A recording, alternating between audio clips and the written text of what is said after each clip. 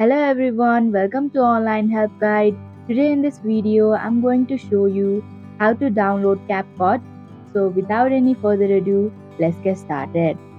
First, go to Play Store. Now in the search bar, type in CapCut. Tap on Install button.